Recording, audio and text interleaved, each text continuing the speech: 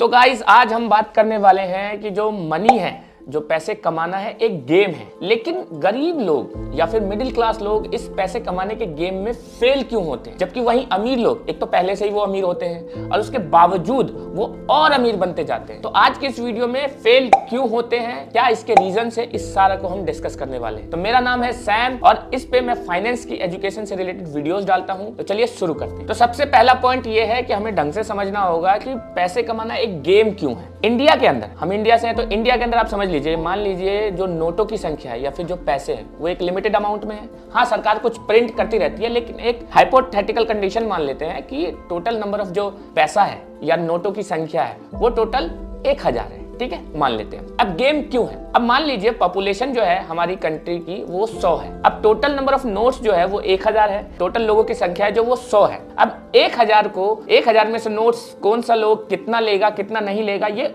उन बंदों पे डिपेंड है। यानी कि कोई बंदा अगर ट्रिक खेल जाता है तो उस 1000 नोटों में से ज्यादातर नोट वो ले जाएगा, और कुछ बंदे जो नहीं ढंग से खेल पाएंगे उनको कम नोट्स मिलेंगे। अब आप शायद थोड़ा सा कंफ्यूज हो रहे होंगे, तो एक एग्जांपल लेते हैं। आप मान लीजिए कहीं नौकरी कर रहे हैं, तो आप भी एक गेम खेल रहे हैं और जिसके पास आप नौकरी कर रहे हैं वो भी एक गेम खेल रहा है। यस, कौन सा गेम?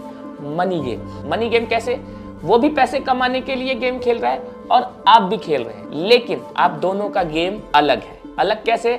आप खुद उसमें इन्वॉल्व है और जो बिजनेसमैन है जिसके पास आप नौकरी कर रहे हैं वो दूसरे लोगों को अपने अंदर रख के अपना गेम बड़ा खेल रहा है। तो जाहिर सी बात है, अब आपको मैंने जो एग्जांपल दिया था कि 1000 नोट पड़े हैं, तो आप 1000 नोट में से ज्यादा नोट जीतेंगे या फिर वो बंदा जिसके पास आप काम कर? ऑब्वियस सी बात है, वो बंदा। क्यों? क्योंकि वो अलग गेम खेल रहा है। तो अभी तक जितना मैंने आपको समझाया है केवल ये है कि पैसे जीतने के लिए, यानी वो जो पैसा है उसको अपनी तरफ लाने के लिए आपको गेम अच्छे से प्ले करना आना चाहिए।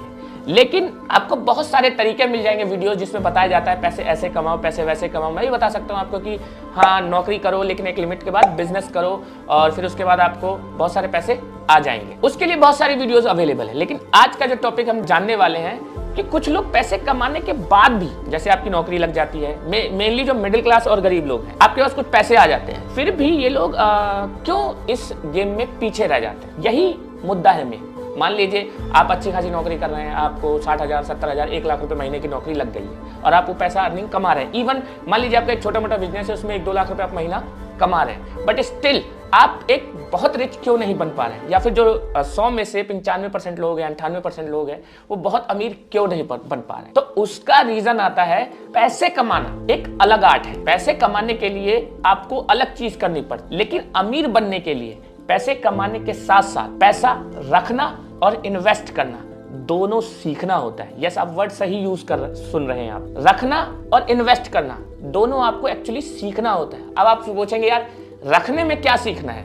अब मैं आपको जवाब देता हूं। जब आपके पास पैसा होता है ना, तो सीखना क्या है? अपने इमोशंस को मैनेज करना। मान लीजिए जहां पहले किसी रेस्टोरेंट में जाते थे, अब मान लीजिए आपके अकाउंट में 5 लाख रुपए पड़े हैं, ठीक है, तो जाहिर सी बात है ढाबे पे तो जाके खाएंगे नहीं। कहाँ जाएंगे? रेस्टोरेंट में। भाई 2000, 4000, 5000 का बिल बिठाएंगे। अब एक और सिनेरियो ऐड कीजिए, अगर आपके पास पैसे नहीं हो तो ढाबे में खाएंगे कि रेस्टोरेंट में? ऑब्वियस सी बात है, ढाबे पे। तो पैसा होने के बाद भी ढाबे पे खाना, यही तो सीखना है। अब आप कहेंगे यार ये तो हद हो गई कि आप बोल रहे हो यार पैसा होने के बाद भी आप ढाबे पे जाके खाओ। नहीं, मैं ये नहीं बोल रहा हूँ। मैं ये बोल रहा हूँ कि जब आपके पास एक लमसम अमाउंट आ जाए तो उसको इन्वेस्ट भी करना है और आपको कुछ समय तक वेट करना है जब तक आप एक ठीक से अमीर नहीं बन जाते, ठीक से आपके पास अच्छा खासा पैसा नहीं आ जाता। जब वो एक बार आ जाएगा तो आपके पास इतनी फैसिलिटी रहेगी कि आप होटल में कई बार भी जाके खाएंगे तो भी आपका पैसा खर्चा नहीं होगा, क्योंकि वो पैसा आपका ग्रो हो रहा है। अब फंडा कहाँ फंस जाता है? फंडा वहां फंस जाता है कि यार अपने इमोशंस को शुरू में मैनेज नहीं कर पाते, क्योंकि यार पैसा आने के बाद लोग दोस्त कहते हैं यार तू ढाबे पे खिलाएगा, अबे यार तू इतनी छोटा सा गिफ्ट देगा, क्योंकि वहां पे आपको इमोशंस मैनेज करना है, जो आपके अंदर गिल्ट पैदा होता है। मान लीजिए आपके पास पैसे नहीं है, कोई आपसे उधार आके मांगता है कि यार मेरे को 20,000 रुपए उधार दे दे, तो आप क्या बोलोगे? नहीं है यार, कहां से दूं? आपको कुछ फील नहीं होगा, एकदम नॉर्मल रहेंगे आप, कभी फील ही नहीं आया। लेकिन अलग सिनेरियो, जब आपके पास 5 लाख रुपए पड़े हैं और आपका दोस्त आके 20,000 रुपए उधार मांगता है और आप उसे मना भी कर देते हैं, लेकिन स्टिल आप महसूस करेंगे कि आपने गिल्ट महसूस किया कि यार मेरे पास पैसे थे, 20,000 तो मांगे उसने, दे देता हूँ, बस यही फंस जाते हैं। हाँ, वो अलग बात है, अब आप कहेंगे यार दोस्त को भी उधार नहीं दूं, ये वो फलाना। देखिए वो आपका कॉल है, ठीक है।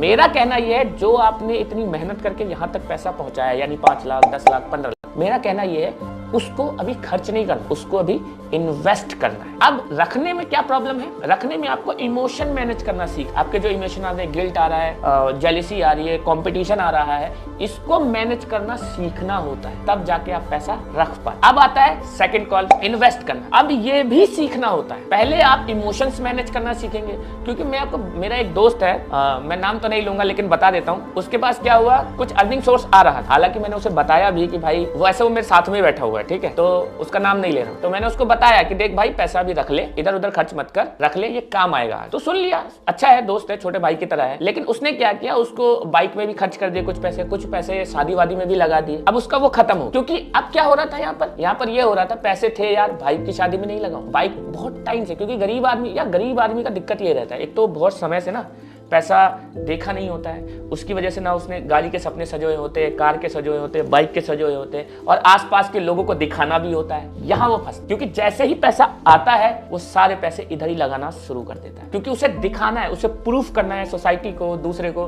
कि मेरे पास पैसा है और मैं तुमसे कमजोर नहीं। लेकिन एक्चुअली में यही फंस जाते हैं। आपको मैं एक डेटा बताता हूँ, जितनी भी इंफॉर्मेशन मैं अभी तक आपको शेयर करी है वो उसी के रिलेटेड मैं आपको डेटा बताता हूँ। डेटा क्या है, मान लीजिए 100 लोग पैसे कमाने की रेस में, तो पहली बात सिर्फ 10 लोग ही पैसे कमाने वाले, 90% नहीं कमाएंगे या कम कमाएंगे, सिर्फ 10%। लेकिन इंटरेस्टिंग ये नहीं है, इंटरेस्टिंग क्या है अब सुनिए, जो 10 लोग हैं अगले 10 साल में उस 10 में से 9 लोग वापस पैसा अपना लूज कर दें। अब आप समझिए कि मैंने ऐसा क्यों कहा और ऐसा डेटा क्यों है, क्योंकि जो 10 में से 9 लोग हैं, जैसे मैंने इमोशंस की बात करी, जेलिसी, कंपटीशन, प्रूफ करना, शो ऑफ करना, वो इन चीजों को मैनेज नहीं कर पाते, पहली चीज। दूसरी चीज, जो पैसा होता है वो उसको खर्च कर देते हैं, तो इन्वेस्ट करना भी नहीं कर पाते, और यहाँ फंस जाता है। इसीलिए एक गरीब आदमी और एक मिडिल क्लास आदमी फंसा रह जाता। अब लास्ट ऑप्शन करते हैं कि यार चलो इतनी सारी चीजें बता दी आपने, इमोशंस मैनेज करना है, अपना पैसा होल्ड करके रखना है, किसी को देना नहीं है, फिर उसके बाद उसको इन्वेस्ट करना भी है।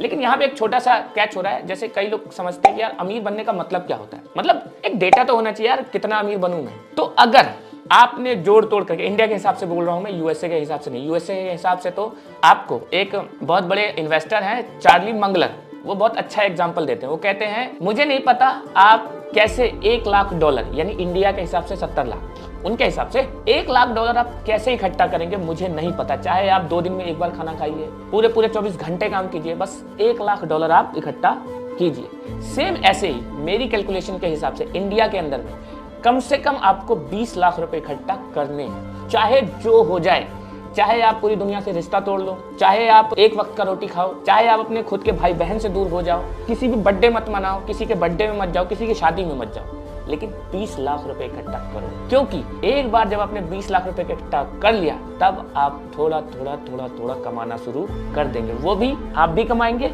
और आपका पैसा भी कमाएंगे। अब आप यहाँ क्या होता है, यहीं पे प्रॉब्लम शुरू होती है। अब मैंने 20 का एग्जांपल दे दिया, अब आप कहेंगे कि यार इतना पैसा कैसे आएगा, कहाँ से इकट्ठा करेंगे, ये मुझे क्या पता। आप कमाइए, आप जोड़िए, लेकिन ये करना है। अब होता क्या है, जो 90% लोग होते हैं, पहली बात जो मैंने 100 में से 90% बताया, वो लोग इस बारे में सोचते ही नहीं। जो 10 में से 9% है, उन लोगों ने इतना अचीव कर लिया होता है, बट अपने इमोशंस को मैनेज नहीं कर पाते हैं और वो खर्चा कर देते हैं, जिस वजह से वो फंस जाते हैं और वापस गरीब रह जाते हैं या नॉर्मल रह जाते हैं। फिर उनका वही रूटीन चलता है कि भैया कमाया और खाया। तो फाइनल आज का पॉइंट हमने डिस्कस कर लिया। आज हमने डिस्कस किया है कि अमीर बनना क्यों मुश्किल होता है, क्यों गरीब लोग और मिडिल क्लास लोग मतलब नहीं बन पाते अमीर, जबकि अमीर लोग क्यों जीत जाते हैं। क्योंकि अमीर लोग पैसा कमाना भी जानते हैं, उसको रखना भी जानते हैं, उसको इन्वेस्ट करना भी जानते हैं, और इन सब के साथ अपने इमोशंस को मैनेज करना भी जानते। तो बताना गाइज ये वीडियो कैसी लगी, और इस वीडियो से रिलेटेड आपका कोई भी क्वेश्चन आप कमेंट में पूछ सकते हैं मुझे।